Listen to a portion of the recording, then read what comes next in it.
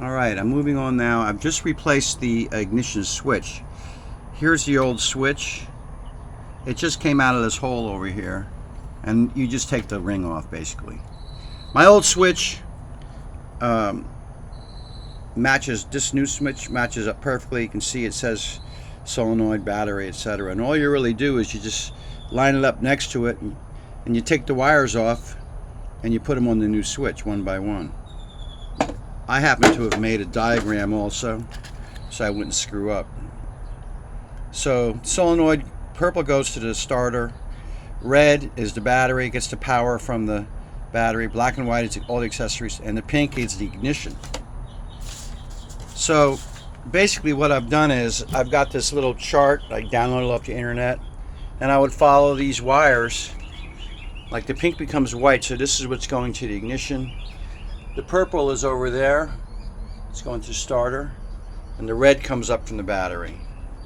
And it all goes back to the switch here. So what happens is, and what was happening with my old switch was when I would turn on the car, the starter would stay engaged. So let's see if we can get this thing going now. Let me put this here maybe. There you go, that works. I've got the switch.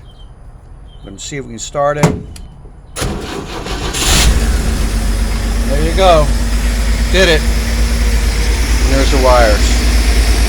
They'll go back there. So that pretty much wraps up the ignition part of this adventure. I'm going to put this diagram, the link to it, on the internet.